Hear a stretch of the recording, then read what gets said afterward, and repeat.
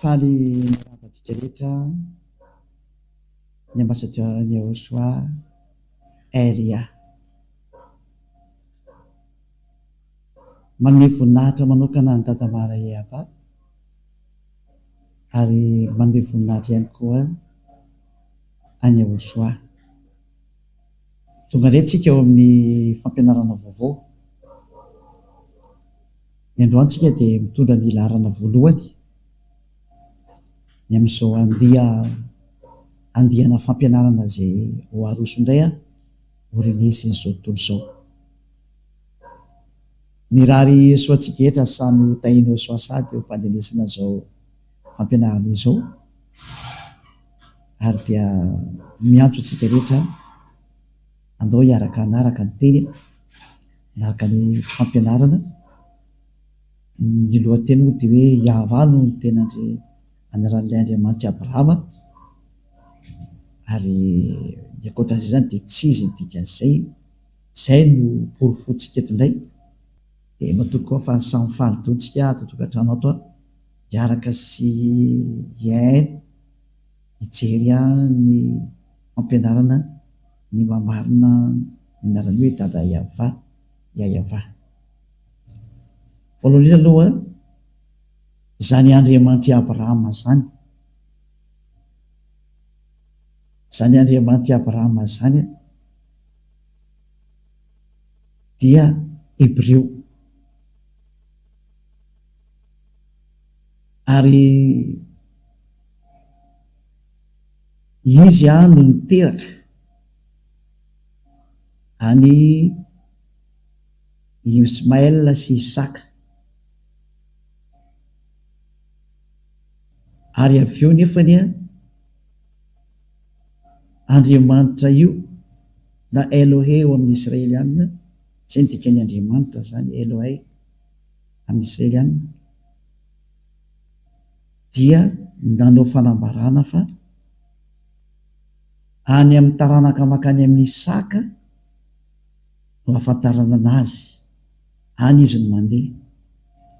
Ka mbola tsy hiditra eo aloha tsika, fa aleotsika aloha hijery an'ilay hoe iza ilay anarany, dia izay tsika vao hijery hoe iza daholo no mahalala anazy taorianan'izay izy nahafantatra azy izay. Dia hitantsika fa ny farana tany amin'ny Moshe io fahalalana anazy io. Moshe na hoe Moizy ozy ny sasany, na hoe Moses ozy ny sasany, na hoe Mosa ozy ny Silamo, dia hiaraka ho jerevantsika daholo ary ny teny nambaran'io Abrahama io sy Moshe mikasika amin'ny anarany. Mialoha izany aloha zany dia hijery datitsika hoe tany amin'ny taona firy no nisy zany Abrahama zany aloha, ary tany amin'ny taona firy no nisy zany Moshe zany aloha, satria nanonona anarana tokoa ry zareo mianaka ireo,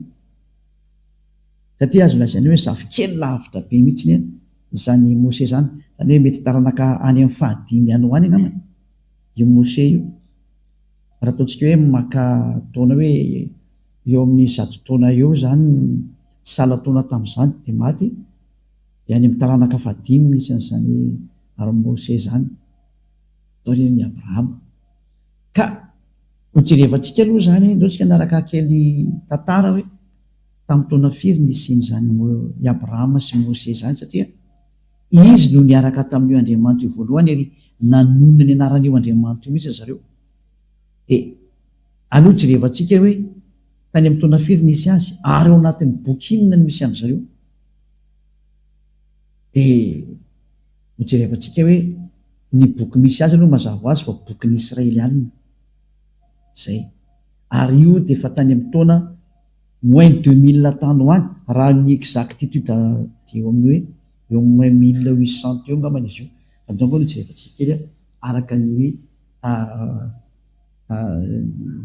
manampahaizana moa fa samy mahafantatra ny tantara araka ny sary misy hoe tamin'ny taona firy ny existe zany ataontsika Abrahama zany. Hoe jerevantsika kely somary hijery kely tsika aloha hoe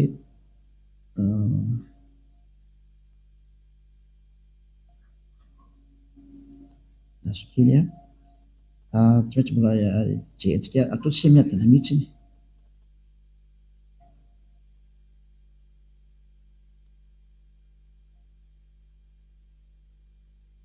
dia manaraka antsika ataoko miadana be mihitsy ny fandehany tantara dia rehefa misokatra le soratra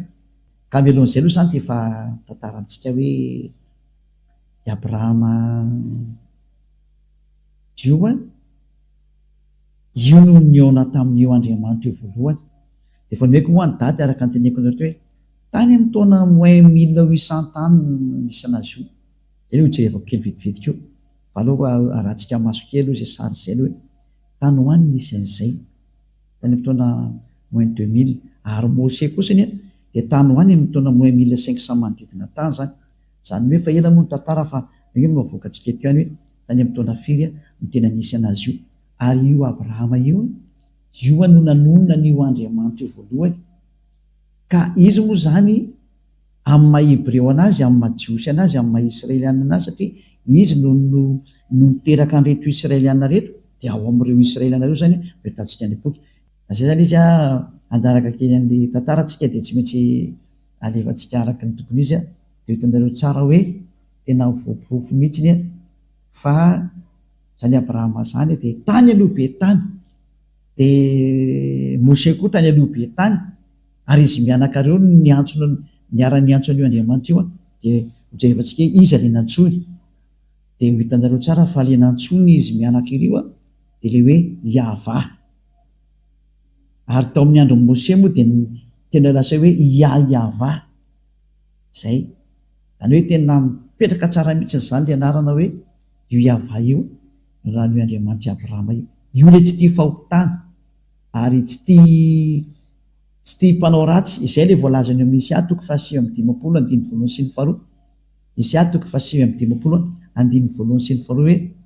indro ny tanany Yahva tsy ova mavonjy ary ny sofiny tsy ladalovana fa mary. Isia moa zany dia manana n'Andriamanitra ny Andriamanitra Abrahama ihany ny Andriamanitra Isia satria mpamina ny Israelianina daholo reo. Zany hoe ity resantsika zany dia zareo Israelianina satria Abrahama dia razamben'ny Israelianina ary reo Israelianina reo no tena niaraka taminy. Jerevantsika daholo izy zay no mahatonga ny hoe ao amin'ny bokin'ny Israelianina no hitanao tantaran'io Abrahama io fa tsy any amin'ny boky hafa mihitsy fa ao amin'ny bokin'ny Israelianina. Samy maniry tia hita daholo sy tia hainy daholo tsika rehetra zao dia aloha jerevantsika hoe iza ny tena anaran'io Andriamanitra Abrahama io dia ho porofontsika mihitsy le izy hoe tena io Yahva io mihitsy ny ve. Izay no porofontsika aloha zany amin'ny androany. Dia tsy misy mahafantatra an'io Andriamanitra io fa tsy Abrahama dia Mose. I Mose moa zany nantsona hoe Moïse ho na hoe Moses ozy ny sasany na hoe Mosa ozy ny silamo. Dia izy ihany koa nanonona n'izay anarana zay hoe Yahva zay. Aloha jerevantsika daholo zany zay. Ka nidirantsika eo Mose dia tsy maintsy hijery ny taranak'i Abrahama antsika hoe nakaiza ny tenin'io Andriamanitra Abrahama io. Niala avy amin'ny Abrahama izy dia nakaiza dia hitanao fa niala avy amin'ny Abrahama izy dia nakao amin'ny Isaka araka ny teneniny. Ary ny mahafantatra n'izany tantara ny teneniny zany dia mbola zareo Israelianina ihany satria i Mose daholo no nanoratra n'io tantara rehetrarehetra nataon'i Abrahama io. Mose zafikeliny zany dia izy no nanoratra anazy zany dia tonga teo amin'izay fahafantarana ny anarana zay hoe Yahva. Dia manome ny fanaporofona amin'izay moa zany tsika eto fa dia hojerevantsika kely eo amin'ny raha manana larosy ianao zany hoe larosy zany karazana encyclopédie anankiray izay misy mitenin'ireo mpikaroka eny na tsy mikaroka raha moa dia efa mahafantatra hoe zany Abrahama zany dia efa tany amin'ny taona ela be zany tena izy. Ka io Abrahama io zany voalaza ato zany misy ohatra hoe Abrahama zao ty ambony indrindra ty ato misy ohatra hoe encyclopédie Abrahama zay zany misoratra io zany zany hoe momba ny Abrahama zany resantsika ity. Donc cet article fait partie du dossier consacré au judaïsme. Zany hoe zareo Jiosy zany no tena manana an'ity tantara ty satria Andriamanitra Jiosy ndresana dia Abrahama Jiosy razamben'ireo Jiosy reo izy io. Dia jerevantsika hoe tany amin'ny taona firy zany nisy zany Abrahama zany tena jerevantsika hoe tany amin'ny taona firy taloha izy io. Dia ny voalaza ato zany hoe patriarche des Hébreux dans l'année moins avant l'an 0 zany izy tia 19e siècle avant l'an 0. Cela veut dire zany hoe tany amin'ny manodidina ny moins 1900 moins 1800 tany hoany zany ny année nisy an'zany Abrahama zany zay raha zambe ny jiosy na ny israelianina tany amin'ny taona moins 1900 tany hoany. Misy moa manome précision mihitsy ny sasany am'ireo ohatra ny hitantsika amin'izany ohatra ny sasany zao ato amin'ity zareo mpanoratra ity hoe tany amin'ny taona moins 1812 tany hoany. Ary ohatra ny hoe jerevantsika ty sary ity dans le calendrier hébraïque la tradition juive s'appuie sur le Midrash Seder Olam Rabbah qui fixe la naissance du patriarche en l'année 1948 après la création, soit 1802 avant l'ère chrétienne. Zany hoe talohan'ny l'an 0 zany dia tany amin'ny taona moins 1812 talohan'ny l'an 0. Zany sary anankiray hitantsika ohatra mba lamina kely le sary keto Valérie fa hotana be mihitsy le sary ato ela olana be mihitsy le zany. Zay sary jerevako reto moa zany resako zany fa tsy ny sary eny mitokatranonareo any mba mijery sary koa za eto. Dia eo zany ny filazana zany tao anatin'le encyclopédie Larousse teo dia samy laza fa tany amin'ny taona moins 1900 tany hoany daholo zany no nisinzany Abrahama zany tany zany. Zany hoe tsy misy talohany dia inona zany ny fiantsoana io Andriamanitra io Abrahama io ny Andriamanitra ny anarany ao amin'ny bokyny jiosy satria ny jiosy no manana an'io boky io zay le hoe Sefer Torah des Juifs. Ka ny Sefer Torah zany dia ny boky ny soratany dadabe Moshe ary ao anatin'izay boky zay no misy ny tantarany Abrahama satria izy no tany amin'ny taona moins 2000 tany hoany zany moins 2000 moins 1900 eo zany dia aleo zany ny tantarana zany no jerevantsika any amin'ny boky ny Sefer Torah ny jiosy satria izy ny tranainy indrindra ary tsy misy manana boky afa-tsy zareo jiosy zany boky tranainy zay le hoe Sefer Torah. Ny boky rehetra zao taty oriana daholo raha raitsy zao ny boky ny Silamo dia tatika hatramin'ny taona plus 600 taty vao nisy ny boky ny Silamo. Zany hoe taty oriana elabe zany mbola taty oriana nateran'ilay mpamina ny farany israelianina satria ny mpamina ny farany israelianina dia ny prophète Yahoshua no anarany. Le dernier prophète des Israéliens s'appelle Yahoshua. Any hoe ny mpamina ny farany israelianina dia Yahoshua. Ary io le hoe tany amin'ny l'an 0 moa nametrahany olona anazy io lay novainy olona hoe Jesosy Kristy na hoe Jésus Christ zay c'est un faux Dieu. Ce n'est pas un Dieu grec, ce n'est pas un Dieu des Israéliens, tsy andriamanitra ny Israeliana io fa andriamanitra ny Grika ny foroporon'ny olona fa tsy andriamanitra ny Israely zany io. Zay le izay ka taorinan'ny l'an 0 zany vo ny Islamo no nanoratra ny bokiny ka noho izany zany taraiky be le izy tsy maintsy ny zavatra original tany aloha no jerevantsika ny marina zay tany amin'ny taona moins 2000 hitantsika tao anatin'ny rehetra zay nahokaronao io dia amita foana hoe manodidina tany amin'ny taona moins 2000 moins 1900 teo foana na moins 1800 farafa zay manome daty aloha fa ny tenenina zany dia hoe izy no tena tranainy indrindra. Aza atao tsara mikariko an'izany ndraiky ariko azy ianao fa eto moa zany dia efa misy manome hoe tany amin'ny taona moins 1812 tany hoany na dia replay tena hoe mba lieny tena nikariko zany ka azo atao ny karoka an'io fa tsika tsy dia kariko ny dietrety fa hoe io ny tranainy indrindra ny malala an'Andriamanitra zany ary tsisy afaka maly an'izany tsika. Ary ny manana ny boky tranainy indrindra mitantaran'izany dia mbola dadabe Moshe koa na i Moïse na Mosa. I Abrahama moa zany io ny azo lazainy hoe dadabe mifandimby dia nisy andry Moshe taty aoriana. Moshe moa na hoe Moïse na hoe Moses ozy ny anglisy, misy koa ny hoe Mosa ozy ny Silamo. Dia izy indray dia tany amin'ny taona moins 1500 tany ho any Mose zany rika tsika jeren'izay date de naissance Mose zay atsika approximative andray izy aloha jerevantsika tandray aloha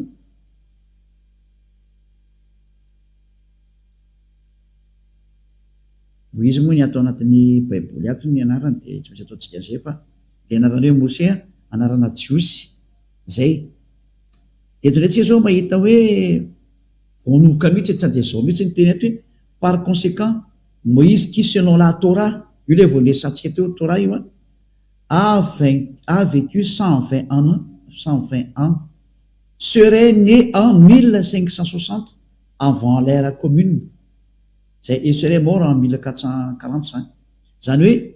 ny fikaroan'ny pikaroko an'leny ina moa le pikaroka an'le ina moa zany le pikaroka an'le datidata iny de nametraka hoe Moïse de tany am'taona moins 1500 tany ho any no napisy am Moïse zany hitatsika io izy io zany hoe mbola tsisy talohany koa izy santsika rehetrarehetra reto hoe na ny bokin'ny Silamo koa na mbola tateorinana be mbola voavokako eo izy zany reo raha tsika mamaky dao de hitatsika mihitsy ny hoe marina ny teneniko tanareo fa tsy mamorona aminareo mihitsy ny a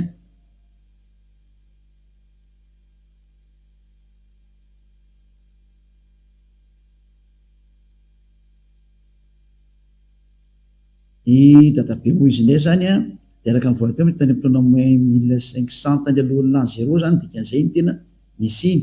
atsika jery toerakafa ndray aloha mbola tsy hidirantsika ty aloha fa jery toerakafa atsika aloha aty ato tsy ny tantara ty anakaiky aty fa hijery anakaiky atsy ty le nivovakitsika teo aloha jery hafa tsika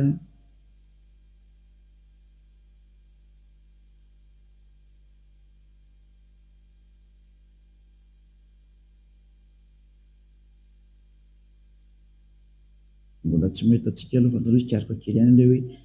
mambe-polo fanareo zany hoe tany am'izany daty manodidina zany mihitsy ny a ny daty naterahan'ny Mose zany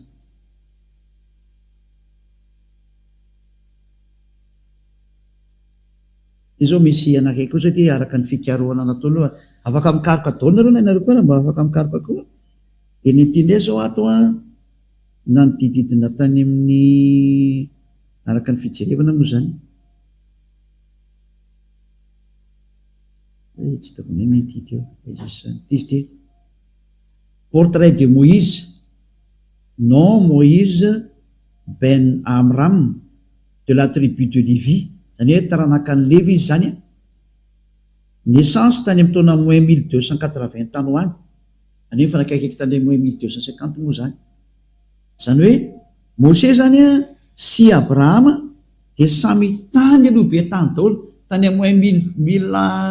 1900 ny databe eny de ny zanany ndray taty am'taona moins 1500 normal zany satria taorina zany moa de nisy le hoe fitondrana zanak'Israely ho andivy tany Egypta mandilo teo amin'ny 700 taona teo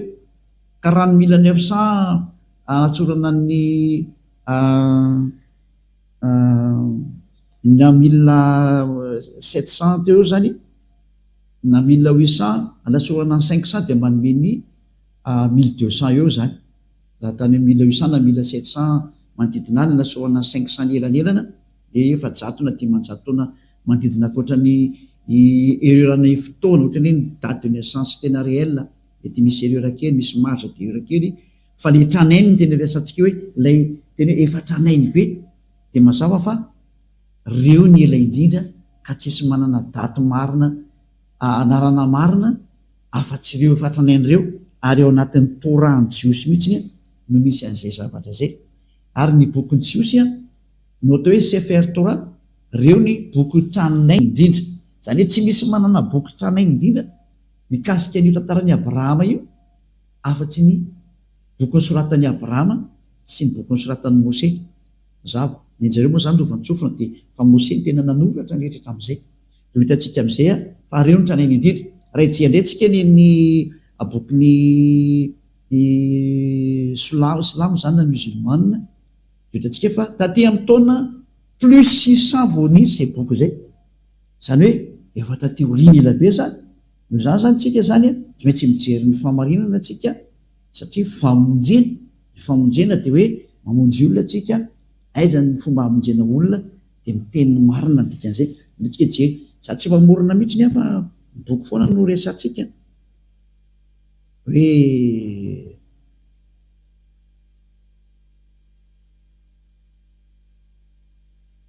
aloha rahatsika kely a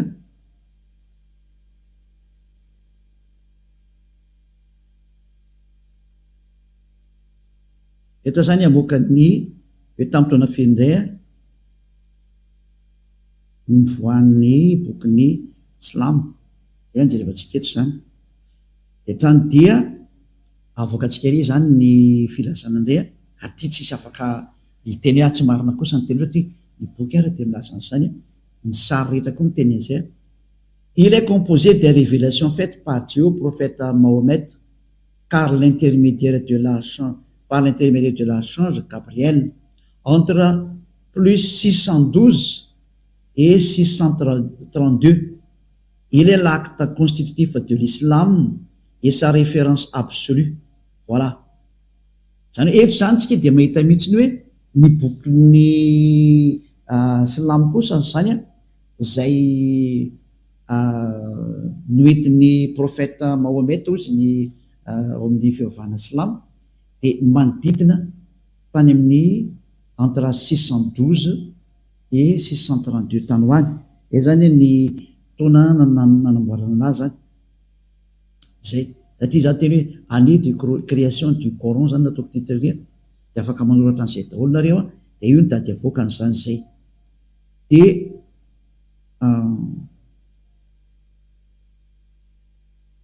tindray misy sy mbola fanazavana anankiray quand est sorti le Coran, les plus anciennes versions complètes du Coran dateraient du 9e siècle, 9e siècle. Des fragments très rares pourraient remonter à la fin du 7e siècle ou du début du 8e siècle. Zany hoe tokoa zany dia misy milaza indray hoe somary tatika hatramin'ny taona moins 600 taty ho any daholo zany le izy, zay ny tena tiantenina zany zay. Ary izy nanoratra ny Coran voalaza ato mihitsiny mazava teo fa anatin'ny bokinareo any tao zany. Dia ny voalohany dia tany moa zany dia ilay mpitarika anazy evankitsika tany tany dia toy ny anisan'ny mpanoratra toy dia ny kalifa Abu Bakr tany amin'ny taona 1632-1634. Reto zany efa ilay mpanoratra taty aoriana fa ny création créateur an'ilay izy dia efa hitantsika taloha tarikatra hoe ny prophète Mahomet no nanoratra an'izany Coran zany, ny bokin'ny Coran zany tamin'ny alalany fanambarana zany mazava ho azy Gabriel archange, anjely Gabriel zany raha mizevy zay. Dia tany amin'ny taona 1612 sy 1632 tany ho any zany. Dia mazava ho azy zany fa raha izay sary nresantsika teo zay dia ny manana ny tranainy indrindra ny amin'ity resaka Andriamanitra Abrahama ity, satria moa ny Silamo koa miteny hoe Andriamanitra Abrahama. Ny azy moa teny hoe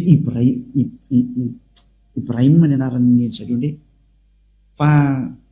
Eliam miteny hoe Abrahama satria ilay izy tany amin'ny bokin'ny Jiosy no ahitana anazy voalohany dia ny Jiosy nanona hoe Abrahama dia zany hoe ilay Andriamanitra Abrahama zany dia tena i Abrahama mihitsy, zay no anaran'izay. Ary satria moa samy miaraka milaza fa samy miteraka ny Ismaël sy Moïse ireo na i Mose izy Isaka samy miaraka niteraka ireo dia mitovy ihany zany ilay izy ny dikan'izay sary io satria i Abrahama dia niteraka ny Isaka sy Ismaël tokoa. Dia izay mitokontsika hoe miverintsika ny amin'ilay anarana original dia ilay nitenen'ny Mose ary tenenin'ny Abrahama dia ny Andriamanitra Abrahama sy Mose zany iza eto jerevantsika amin'izay ary ny Sefer Torah. Ino atao hoe Sefer Torah? Ny bokin'ny Sefer Torah dia ny boky tranaindrindra ny soratan'i Mose, zay ny atao hoe Sefer Torah, bokin'ny soratan'i Mose io. Ary bokin'ny soratan'i Mose io ao anatin'io ny tantaran'ny Abrahama, ary atin'io ny tantaran'i Mose niarahany tamin'ny Andriamanitra sy ny niarahany tamin'ny reto Israelianina reto. Ka raha vao mino Mose ianao zany dia mino ny Abrahama dia tsy maintsy jerevantsika ny tantara original araka amin'ny bokyny jiosy ny Sefer Torah satria io ny écriture tany amin'ny taona moins 1200 moins 1300 tany hoany ohatra zay koa ny Abrahama tany amin'ny taona moins 1800 1700 manodididid tany daholo arakaraka ny daty moa tsy dia tsika tsy miadihevitra hoe firy ny exactitude ny daty fa ny jerevantsika hoe iza ny trandray indrindra fa aka mahatra ny zay dia mety efa tsy haintsony tena original hoe tamin'ny taona firy mariny ity fa ny jerevantsika dia hoe iza ny tena le livre le plus ancien any iza ny tena hatrany indrindra fa any no hitantsika ny fahamarinana dia mazava zany fa arak'izay nomeko antsika teo dia misy référé amintsika zany amin'ny bokyny jiosy ny Sefer Torah ny jiosy alatsika hoe jerikely ny eto hoe Sefer Torah raha misy ato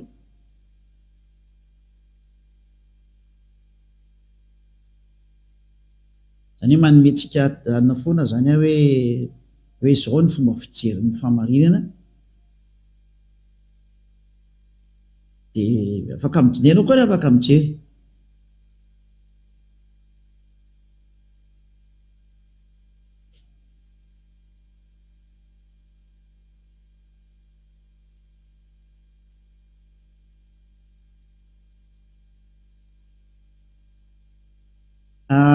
ty ny Wikipédia ny Sefer Torah ty efa tsika ampidirina le Sefer Torah en hébreu livre de Torah ou plus exactement rouleau de Torah en pluriel Sifrei Torah est une copie manuscrite de la Torah ou Pentateuch, le livre le plus saint et révéré du judaïsme. Io zany izy dia milaza mihitsy hoe ny Sefer Torah dia ny bokyny jiosy ilay tena tany aloha tranainy indrindra zany zay ny tena tenena amin'izay sary zay zany araka ny voalaza ato zany dia ao anatin'eo zany moa ny teny nambaran'ny Moshe livre de Moshe ny atao hoe Pentateuch zany production d'un Sefer Torah io ambany indray selon la loi juive un Sefer Torah ou Sifrei Torah est une copie du texte hébreu des 5 livres de Moïse c'est le Pentateuch zany zay ka eto zany lay atao Sefer Torah zany dia lay boky 5 soratan'i Moshe zay hoe Pentateuch zany zava-tsara am'izay ho tsika rehetra zany hoe ny Sefer Torah zany misy ny original ny boky ny soratan'i Moshe le tany amin'ny taona moins 1200 na moins 1300 tany alohan'ny l'an 0 io zany tany indrindra mazava ho azy zany fa raha ijery ny anarany Andriamanitra Abrahama zany tsika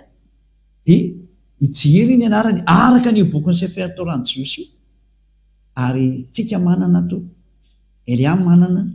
andao jerevantsika tola hoe nanonona an'io anarany tokoa ve Abrahama dia anaran'io Andriamanitra io dia iza ny anarana nytonon'ny Abrahama satria zareo ny tranainy zany hoe zay tateoriana zany mazava ho azy fa tsy azo considérena ny antony raha mahita ny original ve anao tsy alefa makany original automatika nge zany ka rehefa ho any amin'ny original tsika ny anarany Andriamanitra mahany original dia aloha zay nytonony Abrahama sy Moshe no jerevantsika iza ny tonono zareo araka ny Sefer Torah ny jiosy satria mazava be hoe livre ny Torah dia soratan'i Moshe hitantsika io le Pentateuch zany io livre de Moshe io livre de Moïse ny atao hoe Pentateuch zany io misy an'io entre parenthèse mangamanga io livre de Moïse na Pentateuch zany hoe ny Pentateuch zany soratra Moïse zany hoe ny boky 5 Genesis Exodus Numérie Leviticus ary Deutéronomie zay moa zany livre soratan'i Moshe zany fa misy ny tantaran'ny Abrahama kosany misy ny tenin'ny Abrahama teo amin'ny bokyny Genesis ndao tsika ary hijery ny tenin'ny Abrahama raha ny antsoan'io Andriamanitra io izy dia iza le nantsoiny araka ny bokyny jiosy aty dia mahay an'izany daholo ny rehetrarehetrany amariko fa zany tsy misy fanaratsiana n'iza mihitsy zany tandremo fa zany Elia zany dia mpamonjy olona ary mpanavitra olona dia misintona ny ilo hoe andao hitodika any amin'ilay tena Andriamanitra marina, mamonjy, manala ny fahotana ary tsy tia fahotana, satria ny objectifan'io Andriamanitra Abraham io dia manala olona fahotana ary mametraka olona rendre quelqu'un parfait, zany hoe atao izay atonga olona anankiray ho parfait. Ary tia Andriamanitra Abraham toy communauté izay anarana hoe Yahva ho jerevantsika, dia lasa parfait ny olona miaraka aminy, ary tia olona miresaka aminareo ty ny parfait voalohany eto ambonin'ny tany Elia. Raha tsy avy zahay antsonareo hoe ndao hiaraka amin'ny Andriamanitra Abraham izay tena maro io, fa izay miaraka aminy hoe tena lasa parfait rehefa avy eo hoe ndao hiaraka aminazy zany. Zay ny anton'izao famonjena zao, satria io Andriamanitra io dia parfait. Raha tsy zavy izy miteny hoe za tsy hiaraka amin'ny mpanota, tsy mila olona non parfait izy zany, tsy mila olona tsy tanteraka izy zany, fa ny ilainy dia olona tsy manota intsony. Ary zao Elia mampianatra noho ny fampianarana zao dia mitarika sy mitonanao ho lasa ho tsy mpanota intsony, satria efa be dehibe ny tsy mpanota eto ambony tany izay miaraka amin'ny Elia, ary ianao anisan'ny antsony, satria io Andriamanitra ny Abraham io lazaiko anao tsy tia mpanota zany io, tsy tia mpanota io. Zay no natonga ny mpamina ny Esaia amin'ny teny hoe tsy mihaino ny mpanota zany io Andriamanitra io, ary tsy mihaino ny olona tsy tanteraka. Ho resantsika daholo moa zany fa leo dia tsy kelikely aloha dia ho porofoko aminareo amin'izay olombela rehetrarehetra fa mpanota daholo no rehetrarehetra reo. Na misy miteny ary any hoe zay tsy mpanota dia mbola mpandainga koa ianao, fa mpanota daholo nareo. Fa ny ateo tsy mpanota dia miantso ny Andriamanitra Abraham hoe Yahva io. Daholo jerevantsika raha ny tenin'ny Moshe mikasika ny dadabe Abraham zany, vaketsika aloha amin'ny teny gasy, lasa ilay teny gasy teo aloha amerina kely karoka an'izy teo.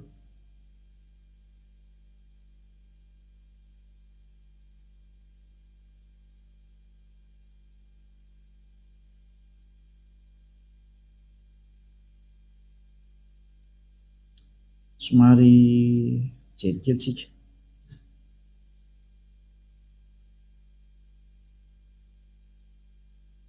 Genesis zao 12:8 ataoko amin'ny teny gasy, dia avy eo vadiko amin'ny teny hébreu. Genesis 12:8 zao vakitsika voalohany. Genesis 12:8. Ary nifindra ny ala teo izy ankany amin'ny tendrombohitra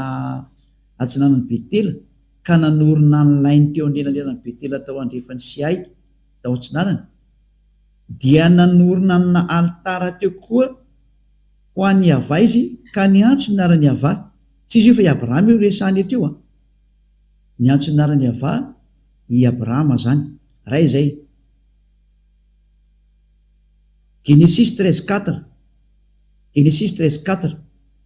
Dia tao amin'ny tany izay nisy ilay altara nataony tamin'ny voalohany izy, ary dia niantso ny anarany Yahva teo Abraham. Ny Abraham zany dia niantso an'ilay Andriamanitra tamin'arany hoe Yahva. Dao tsika ry jery an'io anarany tokoa tsika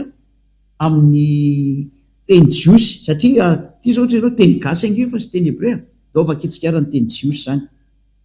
dia vakitsika ny teny hébreu amin'ny bokiny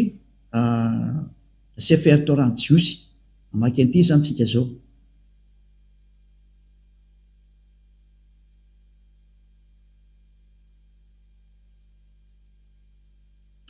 Vakitsika le Genesis teo Genesis 13:4. 13:4 angamba izy teo. 13:4. Ty zao anakaiky fotsiny dia fahampy antsika zany ty zao. Eto tsika le hitan'ilay anarana hoe Yahva. Voilà. Eto zany ny teny hébreu le rangitra koa dia hito le Yahva zao hito. Izy aleo alaiko sary dia hitanareo. Alaiko sary le izy. Opiako sary kely dia avy teo dia transferiko aminareo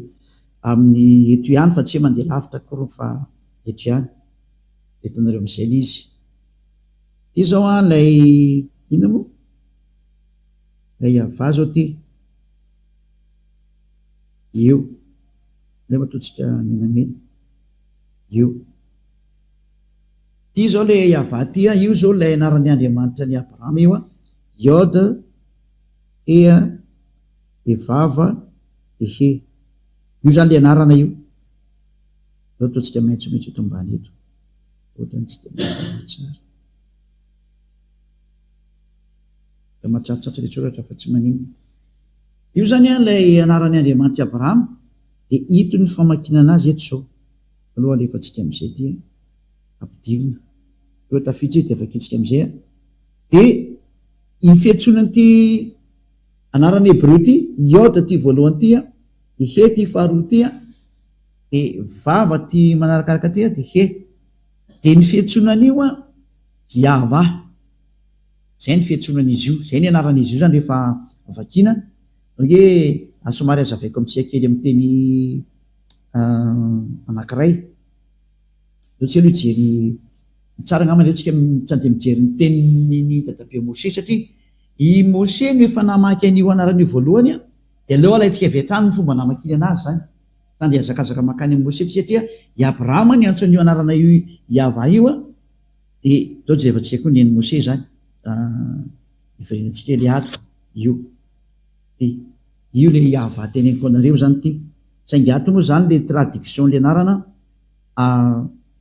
misy miady hevitra be am'ty anarana ty hoe ina marina tena famaky an'ity satria lay Yahva eto zany averiko alaina sary kely le mandeha de hojerevantsika fomba famaky anazy de izay mamaky an'le nanomboka anazy nefa ny afaka mifahotana zay ny zavatra misy zay de ity Yahva ty ty Iôdy hevy ty ito famakina anazy ito zao io famakina anazy de ny famakinan'io ho ampianariko atsika eo rehefa aveo Iôdy Ia de Ahasa de Vea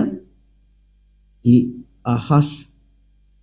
dozony ahoana ny fomba anaovanao zany ka itinga io vakiky io fa azavaiko andreo fanoratana anazy zany hoe ny jiosy mantsy mamaky teny avy any amin'ny droite makany amin'ny gauche de ny famakinan'io Yahva zay ho ampianariko anareo mihitsy avy eo aloha jerevantsika fotsiny le sary zany hoe ty zany rehefa tena vakina am'izay ny fomba famakitsika normal de hoe Yahva de osany hoe nitako ato kosa ny ohatrany hoe W de ato amin'ty anelanelany ty tsy misy ato zany io teneniko io aiza ny ato ary ahoany ty fantena mipetraka dolo anankireo ahoany reo teny reo satria raha amin'io teny Yahva io de tsy hita io zavatra io de osiko mantsana hoe andao ho jerevantsika dolo ny dikany ary aloha ampidiritsika le mandeha zany iny de tafiditsany iny aloha de ndao atsika rijery dikan'ireny ndao tsy aloha iverina makany amin'ny Mose indray de izay tsika vo iverina etotrika makato amin'ty teny dadabe Abrahama ty ho any Mose tsika aloha de rehefa hitatsika ny teny Mose de voavakitsika am'izay io ahoana ny famakina n'lay narana Yahva teo zany ndao vakitsika indray ny bokin'ny Mose zany zany misy anazy ndray ary ikatra ny bokin'ny Exodus ny dikan'le Genesis aloha amin'ny teny Hebreo dia Bereshit ny anaran'ny Genesis amin'ny teny Hebreo de ndao tsika ary jery am'izay le Genesis fe misy teo bokin'ny Mose ao amin'ny Exode bokin'ny Exode moa de Shemot amin'ny teny Hebreo io izy io Shemot amin'ny teny Hebreo de ty Shemot ty zany amin'ny teny Hebreo Exodus amin'ny teny hafa firenena amin'ny anglais Exode amin'ny teny frantsay de vakitsika indray ny Exodus 15 dio fa ato i Mose no nanona ny anaran'ny Andriamanitra zany Exodus 15:2 de hitatsika le forme le Iôda sy teo fa sady mampianatra anareo zany eto ny fomba famakina le teny Hebreo no mamantatra hoe iza marina ny tena anaran'ilay Andriamanitra Abrahama ny fiantsonana n'ilay anarana de alefako am'izay tsikelikely alefako en général aloha de idirako tsikelikely am'izay de aza mataotra fa hainao am'izay mamaky an'io rehefa avy eo tily izy le zany le teny Azy Vizimrat ya ty moa zany ny transliteration l'izy Azy Vizimrat ya ka ity ya ty zany no jerevantsika hoe iza ny tondrony ty ya ty fa ty ya ty zany ny anaran'ny Andriamanitra Abrahama satria io nomeny voninahitra zany ty ny netsony ty ya ty ty le nantsony Abrahama zany ty tandemeko atsika eto ny antsony zany a ty le nantsony a de inona famaky an'ity ty le forme hitantsika teo zao tsika trasy kely izy a fa ty tsika manomboka mamaky teny a de mahazava-be aminareo amizay izy rehefa avy eo ty le anaran'le Andriamanitra Abrahama zany io Yod C de inona famakiny an'io de ny famakiny an'io a zao tsika aloha lefa tsika any a inona famaky an'io a zao lefa tsika any satria averitsika tazominy io rehefa avy eo a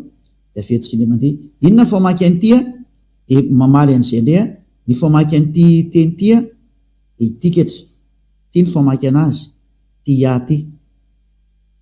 io dongeky le alaiko sary ndray aloha hoe de averiko aminareo alevako tsikelikely ho de amizay nareo maraka tsara ity ny famaky anazy a ny famaky an'io de ity io ary tsy hovaina zany ny dikan'izay raha vao mahita le forme Yod C tsika de ny famaky anazy zay de alefatsika any iny zany a de ho ampianariko anareo zao ny dikan'iny ataoko amin'ny tableau nakaiky satria efa ampianariko any nareo de mampianatra andreo za nahitatsika nyty forme ity de zay vao maky an'le teny anglais rehefa aveo a satria mamaky an'le teny anglais tsika rehefa aveo hoe ty ny anarany ty zany a misy Yod de he de vava de he ohatrany hoe ahoana ny afantarako an'io anaran'io ka amaky an'izay tsika aveo tena anarany izy io de nahita nefa antsika ity forme ity forme ty hitatsika teo ty forme ty hitatsika ty forme ty fa ity forme ty a de vakina hoe zay hitatsika teo zao vakina hoe ty forme ty zany le vao nyvakitsika teo zay satria tsika nahita ty forme ty hoe Yod de he de ny vakina hoe io noho izany zany ny famakina an'ity voalohany ty zany dikan'izay a eo avakitsika ty voalohany ty hoe Yod C ty de ty zany vakina hoe zao de alaitsika sarindray iny aloha ho azy nandray antsoratra hoe ny famaky an'io voalohany io satria hitatsika tamin'le forme tao amin'ny dadabe Mose le namaky an'ity forme ty hoe ity forme ty a de ny famakina an'ity de mazava zany averitsika fotsiny izy a mba tsisy erreur le teny a ny famaky an'io atsisy afaka mamaly an'zany sady hitatsika ke le hoe teo a de ny vakiny dadabe Mose hoe le izy de tsy misy olo afaka mamaly an'zany koa tsy marina zany hoe iarahantsika ny tateo ngely izy ary mbola iverina atsika alaiko sarina iny zany dikan'izay de primitsika any a fa vita aloha zany iny nakiray iny de iny a de fa lansany izy iny zay zao lasa iny zay ao andray ny famakina an'le faharoa inona le faharoa kay ty ndray le faharoa ty ny faharoa ty tandemeko ly de aveo vao mamaky an'le anarana amizay ty zao aloha ngamba zany de vakitsika izy my strength amin'ny teny anglisy io zany hoe am a force and song ary hirahirako zany and his become my salvation ary izy de lasa famonjena he is my el zany izy no Andriamanitro and I will prepare him an habitation de ary anamboatra fitoerana ao anazy zany hoe ity ty zany no Andriamanitra ny jiosy no anarana ito moa sao de tena mazava-be mihitsy izy eto hoe io ambony io na hoe Yod he de io ny Andriamanitra ty ambany ty dikany el de Andriamanitra zany izy my el zany hoe amin'ny jiosy zany ny Andriamanitra ny jiosy de antsony amin'ny anarany hoe lay Yod sy he mazava-be zay tsisy edina hevitra tsony fa de efa mazava ny teny dadabe Mose hoe ny fiantsonan'io de ina ndray ny fiantsonan'lay anakiroa farany teo zany ao tsika hiverina ndray ary any aloha verina ndray tsika amin'ilay ato ihany ka ena amin'le anakiroa farany ndray tsika zany ito ndray atsika efa nahitan'le forma hoe Yod C saingy ato ndray moa nataony hoe Yahwe nefa antsika teo vao nahita mihitsiny hoe ato amin'ty transliteration ty de tsy Yahwe mihitsy ny vino hoe navoan'le katolika romane hoe Yahve ozy ny katolika romane satria ato amin'ny transliteration dia iava ny fiantsonana azy ato zany alentsika sarindray izy de misy ndray moa teny hoe iao a io fa tsy iava zany de vakitsika indray izy hoe disy koa zany sary zany fa ny famakinan'io a fihetsika indray mandeha izy oray ny famakinany ty a reo fihetsika alaina sary indray mandeha fa voakitika izy teo de zao araky nampianariko anareo azy zao oke izy ataotsika ty zao izy a ty zao le soratra zao de ny fandikanan'io zany a ity akaikiny eto ty any ity voalohany ty fa hitatsika fa iaty efa mivakitsika teo ia ny famaky an'io de ahoana indray raha ny famakinany ty faharoa farany ty le ato zany ty faritsaty azy moa gauche vers la droite a de ahoana ny fanoratana an'ty le vava sy vava lavalava ehe ahoana indray ny famakinan'io de ny famakinan'io zao zareo a de w a h de eo le natonga andreo amiteny hoe oa fa tsy oa famaky an'io fa va amy jiosy ny jiosy de mamaky an'io hoe va ohatsy rehefa tsika aloha zay teny zay hoe aiza manamarina fa amy jiosy ny w a de ve ny famakinana azy de andreo ndray tsika jery ina moa karazana encyclopédie akaiky amin'ny Wikipédia ny jerevantsika anazy a somary jery taratra an'izay ndray tsika zany ndreo tsika jery kely taratra an'izay sary zay moa voatikako sa mbola ao apidiko izy a de ndreo tsika jery encyclopédia mitataranaizay ina moa hoe vava ny fiantsonan'izy io a somary jery kely fikaroana aloha amin'ny teny jiosy le izy a hoe ahoana ny famakinan'ny w eo amin'ny jiosy de ny jiosy tena nanao fanitsinany teniny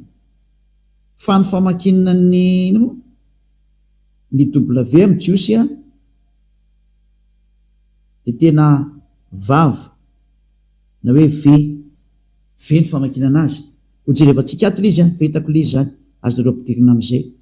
ity a dia Wikipédia na te Wikipédia moa zany de ny mpikaroka maneran-tany manam-paiza maneran-tany zay mpanao ny fikarona momba ny amin'ny teny amin'ny chiffre amin'ny lettre hoe ahoana fomba famakinany w izy zareo a de ny famakinany w izy zareo a ty tany amin'ny taona moins 200 tany a ary zareo soferim jiosy no noratra nyty sofera jiosy de to hoe sofera de le mpanoratra ny sefer tora de na to hoe sofera amy zareo de reto mpanoratra ireto a no nanao fanambarana tany amin'ny taona moins 200 io hitatsika io tany amin'ny taona moins 200 tanoany talohan'ny l'an 0 taloha zay to hoe BCE zany talohan'ny le BCE zany l'an 0 consideran'io a de talohan'ny l'an 0 zany ny tady a moins 200 de namoaka fanambarana ny jiosy maneran-tany tany amin'ny taona moins 200 tany fa ny famakina ny lettre w amy zareo a de tsy w hoe o fa ve ny famakinan'io any amy zareo any ary tsisy afaka iady amiko izy ny tompony teny a de tsy anao hafa firenena kory ny andeha maly an'zareo fa adalana zany aty izy koa manana ny cultureny ary manana ny civilisationna zay hitatsika eto zany lay vava ty zao ny lettre vava teo ndesatsika teo hoe vava ny anara izy io amy teny hébreu a sady mampianatra le teny hébreu de mamay mamaky teny hébreu tsika sady mahafantatra hoe marina ny teniny Elia ambassadeur-ny Yahosoa fa tena ve ny fiantsonan'io io zany le vava lettre hébreu izy io atao ambony tsika mahita hoe vakitsika Israël description of date followers prononciation of moderne standard Israël hébreu zany hoe ty zany ny fanitsina ny teny hébreu zay ny dison'ny olona de nahitsiny zareo zany hoe filazana description zany filazana ny fitenenana mikasika ny prononciation araka ny fanitsina moderne standard ny teny hébreu zay prononciation zany izy ty io mazava-be so ohatra hoe prononciation io raha tsy meteny ingitsy anao dia fanazaveko tany hoe ny fanononana ny teny hebreo araka ny fanononany hebreo anazy standara mihitsy moa ny filazany azy Israel hebreo io lettre hebreo zany izy ty Israeli hebreo any hoe teny hebreo zany izy ty dia nanao fanambarana ny hebreo zany fa tsisy afaka hiady aminazy fa izy manana ny teniny ho ay ohatra anao zao malagasy manana fomba fiteniny hoe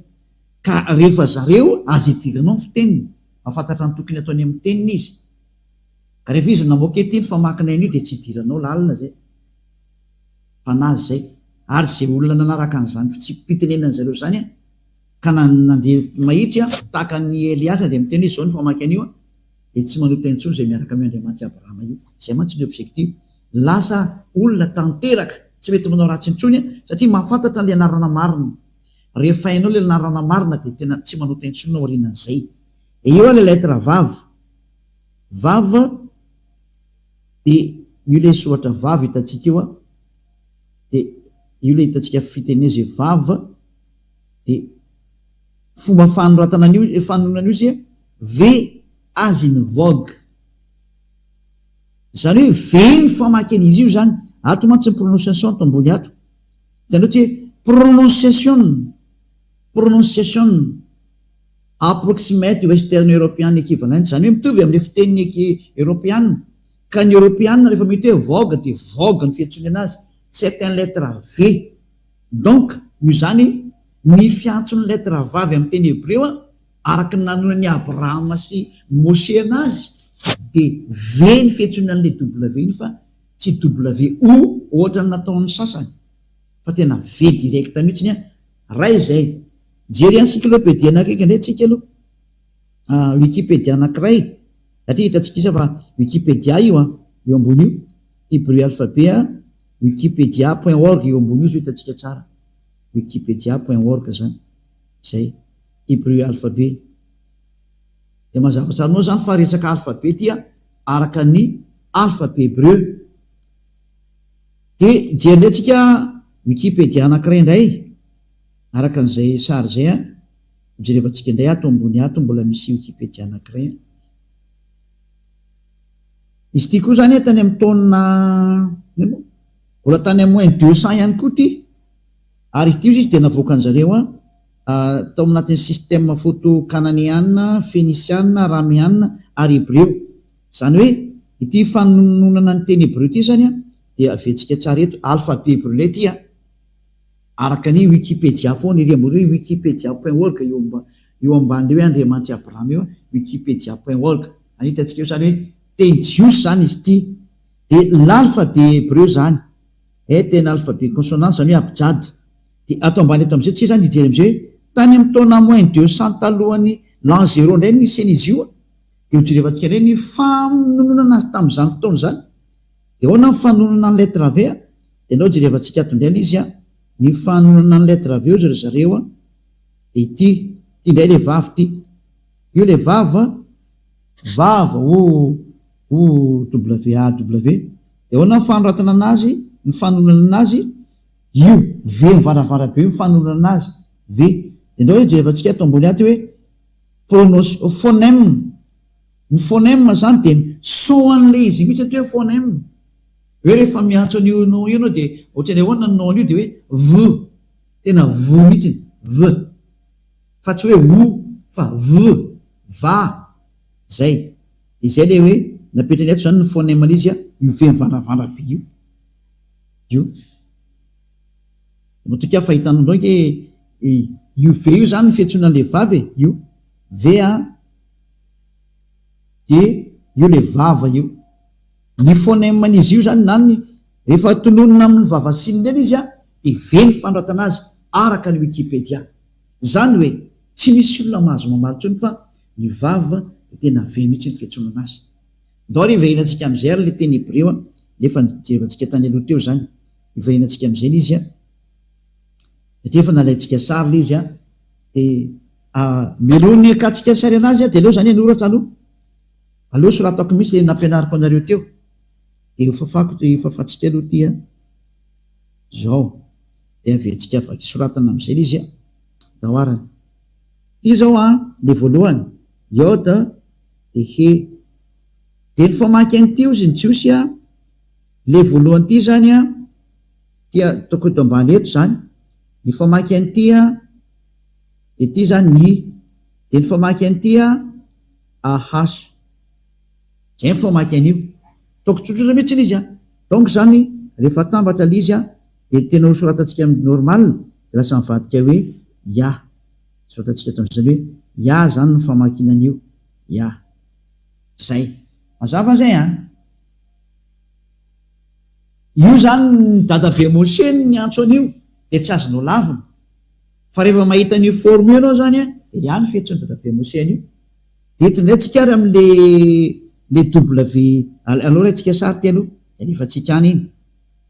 de efa afaka mijery an'iny nareo rehefa avy eo de rehefa tsika any iny zany io le iafa tafiditra amoaka sary ndretsika zany lay WAH fa vetsika soratana fona aloha izy efa teo mba ho famarinana amin'ny fampianarana anareo petraka tsy le iode de hea de vava de he ahoana ndray ny fanonana an'ity de tsika teo nahita tsara fa ny nanonona ny zareo Hébreo an'io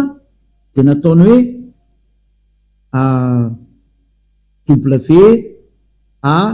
WAH zay ny voasoratra atao anatin'ny transliteration de ny Hébreo nametraka mihitsy ny fanonana an'ity ve ty vohitatsika teo mihitsy ataotsika maintsomaintso tsara mihitsy ity ozy izy ny famakina an'ity dia v noho zany zany rehefa mamaky an'ity zany tsika de lasa hoe v de a de h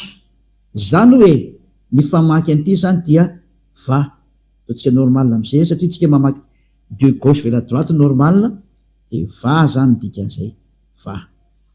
atambatsika am'izay arany satria ny famaky an'ity ozy ny Hébreo va de apitsika an'ity am'izay apitsika an'ity am'izay eo anolonany ity nefa ny famakina an'ity ozy zareo Hébreo de atao hoe ya grec ah ya de rehefa tambatsika zany ny ya de ny va de io ny mamoaka hoe izy am'izay no avoakany ataotsika mavomavo ya de voalohany zany le iode c ary va VAH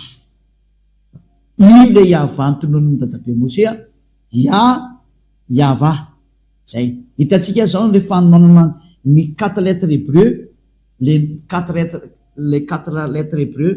zany hoe narany hébreu zay miteziny narany Andriamanitra ny Jiosy Abrahama io Andriamanitra Abrahama satria Abrahama nanonona an'io narany hoe yava io de ny fanonana le lettre hoe yod he vava he ozy ny Hébreo de yava ny fanonana an'io de tsy misy hafa firenena mahazo manova an'izany satria zareo tompony no miteny an'izay dadabe Abrahama ny antso an'io Moshe ny antso an'io de ny anaran'le Andriamanitra manala ny fahotanany Jiosy mahatonga le olona tanteraka ary tsy manota intsony yava no anarany ianao zany rehefa teo afaka amin'ny fahotana tsy anota intsony tsy teo vereny amin'ny fahaverizana mandrakizay de manatona n'io Andriamanitra Abrahama yava io satria sady nantsony Moshe nantsony Abrahama am'izay io ny nantsony izy mianaka ndao tsika hiverina amin'ilay raitsika sary indray ty raha misy maniry ny fampianarana moa de efa raitsika antsoratra iny efa tsika any any iny zany verina am'izay tsika zany am'le tena soratra Hébreo ndao ary Exodose chapitre 15 verset 3 Exodose chapitre 15 verset 3 de zao ndray moako zany ny fandehan'le teny eto zany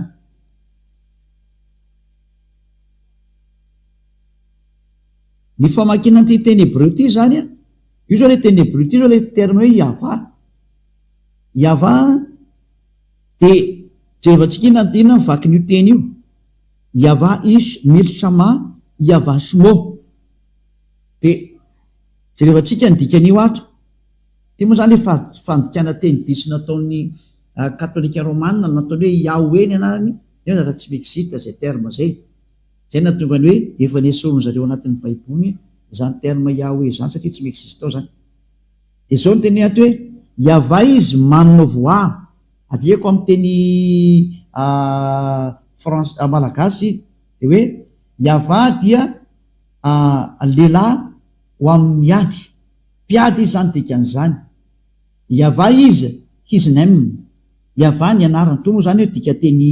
diso ny avy eto satria tsy izy ireo dika teny katolika romana reny de tsy raisitsika fa satria na dika avy amin'ny teny katolika romana io mandika teny io fa ny original teny original teny Yava Milkama Yava Sumo original fa transcription fa transcription mbola tsy complet de zay natonga anazy ny complété ke zao ny tena fiantsonan'io ary zao ny tena anaran'io amin'ny jiosy de dikany Sumo anarana zay no mahatonga anazy hoe Yava is his name dika name zany anarana zany zany hoe Yava no anarana hitanao zao hoe na ny katolika romana koa nandiso an'io samy nandiso ny protestanta nanao hoe Jehova katolika romana nanao hoe Yahvé de samy lasa mpanota dao izy rehetra de tsy haiko zany le anareo na mba ina ny antsonareo any samy manontany tena daholo nareo any hoe iza le nantsonareo zay miantso any Andriamanitra Abrahama samy mamadibadika ny boky nosoratanareo any nareo rehetrarehetra fa ny bokyny jiosy de milaza sady afa-pahotana sy tsy manota intsony zay miaraka amin'le anarana nyteneny dadabe Abrahama sy dadabe Mose ny anarana nyteneny dadabe Abrahama de Yava ary ny fiantsonan'ilay ray anaran'le ray amin'ny voalohany hoe Yod-Sie de hoe Ya de zay no mahatonga ny anaran'ny io Andriamanitra Abrahama io hoe Yava ary zay niantso an'izany anarana zany de lasa tanteraka daholo ary lasa tsy mahay manota intsony ary zay ny planio Andriamanitra io tena izy ho lasa tsy mpanota ny olona ho lasa tanteraka ny olona ho lasa olo marina le olona tena manana ny fiainana manak'izay anjaranao zay maheno anary aloha za zao mieritreritra mbola hanompo Andriamanitra tsy izy venao mbola hanaraka Andriamanitra diso anarana venao zay na tonga nanome an'le daty teo zay na tonga nanome an'le daty teo hoe jereva am'izay le anareo izy nantsonareo any nanome daty zao ho an'ny Sefer Torah ny jiosy momba ny Abrahama momba ny Mose de nanome daty koa de samy mandray resona am'zay satria samy nandiso daholo ingeny nareo olombelona rehetra nanome daty koa ny bokyny Silamo hoe tany amin'ny taona plus 600 ny vonavoakany zareo de iza zany no naranao raisitsika zany raha tena hivavaka marina ianao de valy raha tena hivavaka ianao andana miverina ny original de ho afaka mifahotany ianao tsy hanota intsony ianao ho lasa parfait ianao ary araka amin'io Andriamanitra Abrahama io ianao zay zany ny lesona antsika androany namantatra hoe iza le anaran'ny Andriamanitra Abrahama tena marina fa ny ankoatran'io de tsy izy daholo de mazava ho azy ny anaran'le Andriamanitra Abrahama tena marina dia Yava ary nantsoy ny Isaia io any amin'ny Isaia toko fa misy 24 ngaminy izy Isaia 26 mosa 24 tsy tadidiko tsara izy Isaia hoe natsoy ny Isaia mpaminany mihitsy izy io zay zevako raha ato le izy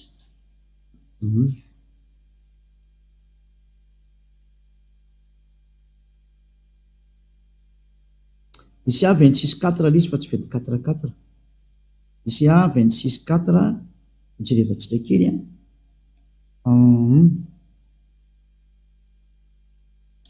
bokyny Isaia toko fahaenina amby roapolo de voateny ato mihitsy araka ny translittération sy ny phonème zany mazava azy miaraka am'ireo Isaia 26:4 ao amin'ny bokyny Sefer Torah ny jiosy Sefer Torah ny jiosy ty vaketsika ity io izy io zany le rangotra koa ny jiosy io io lay soratra ny jiosy io fa tsika tsy andany ihany rehefa misy dikateny to akaiky to de aleotsika mandika an'le dikateny abitso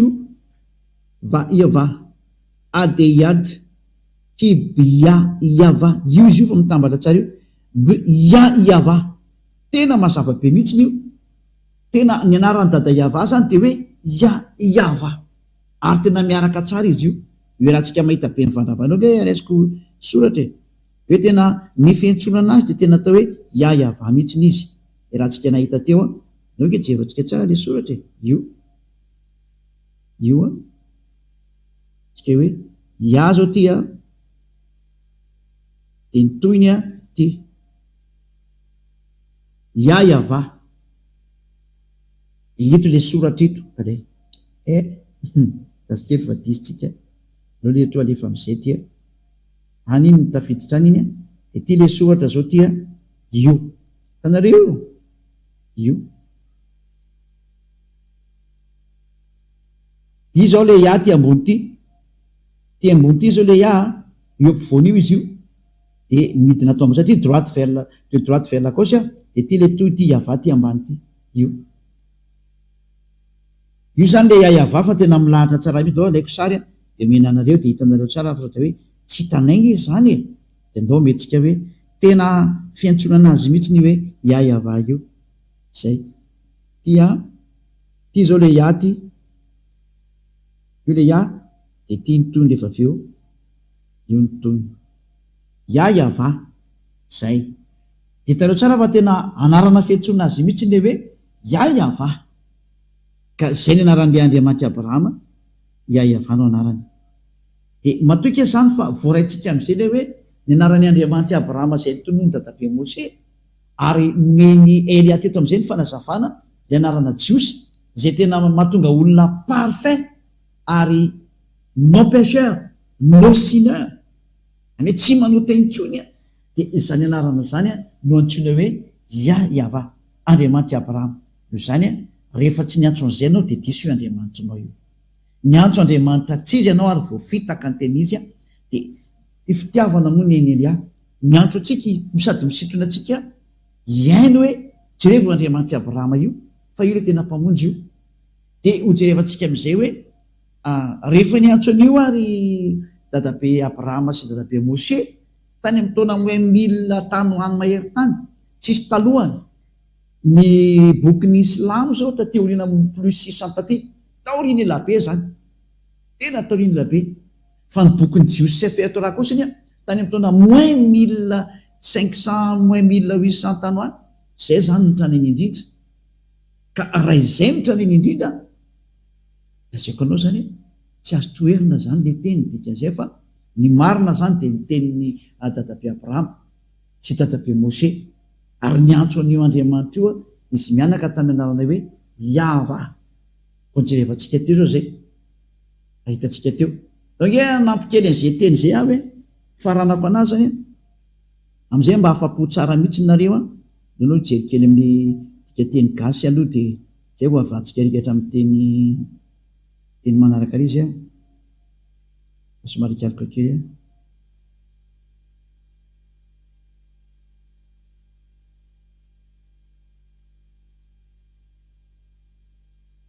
atao amin'ny aiza moa zany Genesis 21-23 oke tsika jeren'izay Genesis 21-23 zay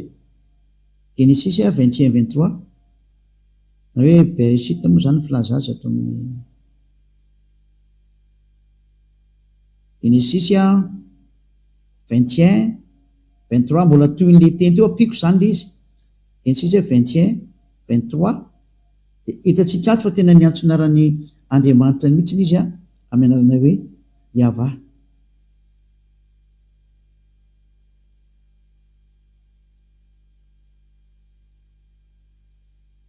renaka izany le izy teo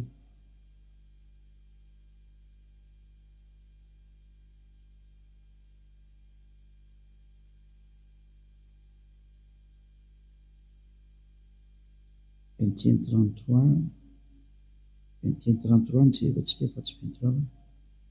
21 33 nijerevantsika kely azafady indrindra ho an'izay manaraka fa 33 le izy fa tsy 23 21 33 ngaman'izay 33 iaty izy ty indray le rangotra koa ty de io no anaran'ilay Andriamanitra Abrahama zao io mipetraka io ampovoany io le iode he vava he io le alphabet hébreu iava zany anarana izy io hitantsika tsara hoe ao amin'ny Genesis 21-33 de mbola miteny mihitsy le Bereshit vahita Eshel biver shava vaikrasham bshem iava eloham elolam zafady indrindra io le terme hoe iava foana zany hoe Abrahama zany de tena niantso mihitsy ny anarana hoe iava avakatsika ndray miteny anglisy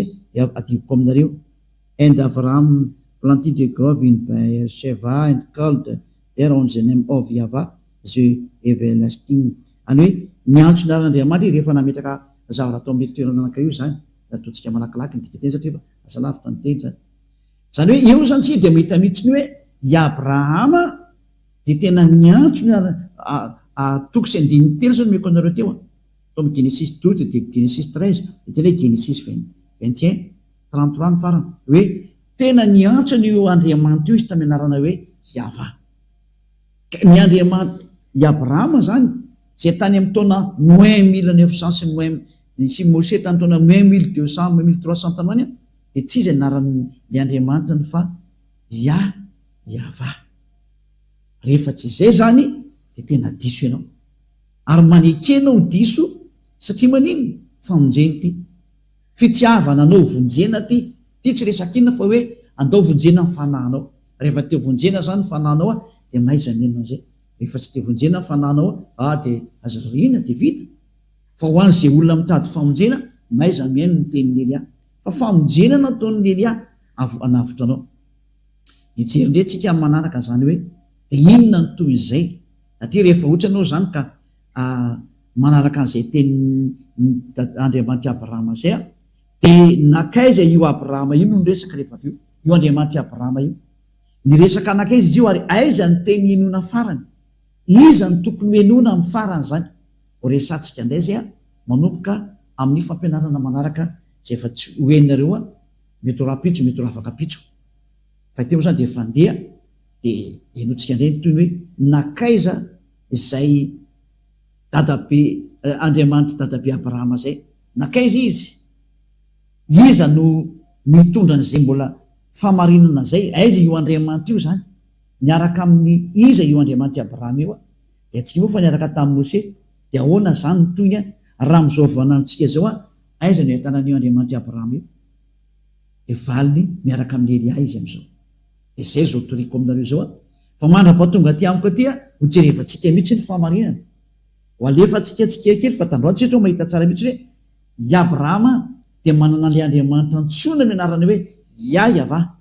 ary ohatr'izay koa Mose Yahva tao Mose moa nafatany hoe Yahva fa atao amin'ny Abrahama mbola Yahva ny etsony anazy fa atao Mose vao nataony hoe Yahva ary ny mpaminany ny antso hoe Yahva. Zay vao tena mazava tsara zany sary ka mirary soatsika rehetra samotainao soary samby arafaly tao hoe fantatsika rehetra maneran-tany aty famonjena maneran-tany zao rehefa ny Elia zao mamonjy ny rehetrarehetra na Israeliany ianao na Araby ianao na Anglisy ianao na Vietnamiany ianao na Sinoa ianao na Amerikany ianao na Afrikany ianao ho an'ny rehetra ny famonjena. Elia tonga amonjy, Elia tonga navitra, Elia tonga hitondra ny famonjena ho an'izay maniry ny vonjena ary tsy anaikitsony ho vonony devoly fa mba ho avitra amin'izay aza matahotra tonga ny famonjena atsika. Tsy misy tokony atahorana tsony fa velona zany Andriamanitra mahery Yahva zany ary zany ny maniraka ny Elia ankehitriny misolo tena azy mivantana Elia ankehitriny tongava ianatona ny dada Yahva ho famonjena ho anao. Zay ny tenin'ny Elia ary voninahitra ho an'ny dada malay Yahva, voninahitra ho koa an'ilay mpamina ny faran'izay ny rany resantsika mihitsy ny momba ny mpamina ny farany io ary ny mpamina ny faran'izay ny rany io dada malala Yahva io ny anarany dia Yahoshua. Ary ho jerevantsika mihitsy ny hoe iza io Yahoshua io ho tonga any mantsitsika ahoana ny teny nambaran'io dada Yahva io, inona ny tenen'io Andriamanitra Abrahama io ho jerevantsika de satria ny tanjona ho afaka amin'ny fahotana ary ho tsy manota intsony. Ary ny olona hitanao mitoreto Elia, ilay olona tsy manota intsony eto ambony tany ary ilay olona tanteraka noho ny amin'ny fiarahany amin'ny dada malala Yahva andao hiaraka amin'ny Elia ianao. Voninahitra ho dada malala Yahva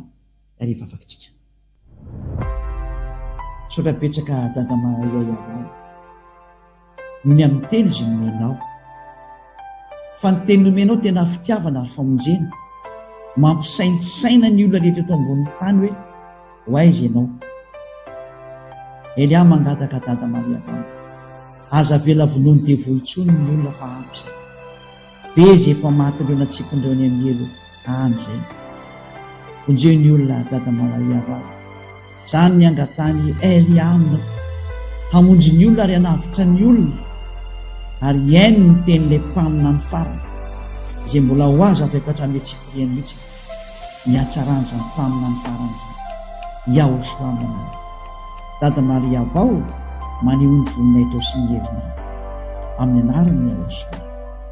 Halleluja, amen. De mirary soatsika rehetra samotainao soa ho amin'ny fitoizany fampianarana amin'ny manaraka indrea veloma tomboka.